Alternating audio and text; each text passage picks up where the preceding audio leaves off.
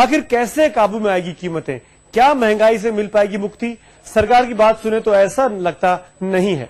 विपक्ष महंगाई पर सरकार को नाकाम बता रहा है, तो सरकार कभी मांग और पूर्ति की खाई में लोगों को उलझा देती है, तो कभी राज्य सरकारें केंद्र पर जिम्मेदारी डालती है, केंद्र सरकारें राज्य सरकारों पर जिम्मेदारी डालती है, लेकिन कोई कुछ क्या कर रहा है ये समझ में नहीं आ रहा।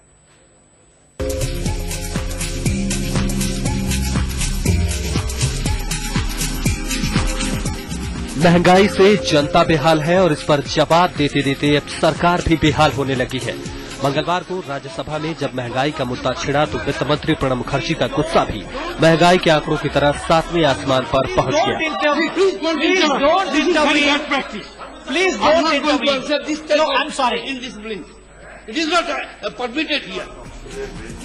दरअसल सरकार महंगाई के आगे हाथ खड़े कर चुकी है।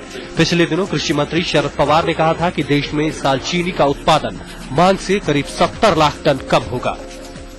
इस साल चीनी का उत्पादन महज 160 लाख टन रहने की संभावना है, जबकि इस दौरान 230 लाख टन चीनी की मांग है। खाने के तेल के साथ भी ऐसा ही मामला है। देश में इस साल करीब 9.5 करोड़ टन खाने के तेल के उत्पादन की संभावना है, जबकि कुल मांग 15 करोड़ टन से भी ज्यादा रहने की संभावना है।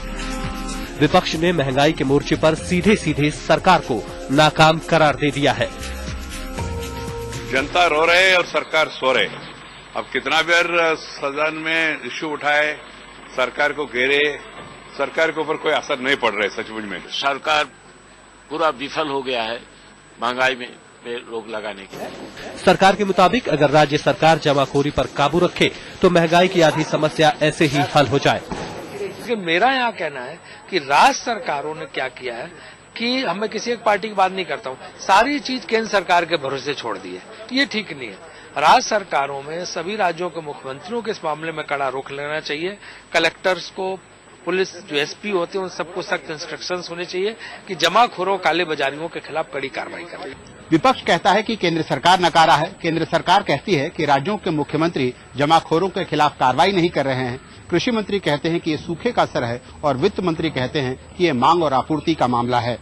देश के नेता शायद ये चाहते हैं कि आप महंगाई का रोना नहीं रोएं और इस पहेली को सुलझाएं कि महंगाई आखिर बढ़ क्यों रही है। जाहिर है महंगाई जैसा मसला सरकार और विपक्ष के लिए वार और पलटवार तक सीमित रह गया है।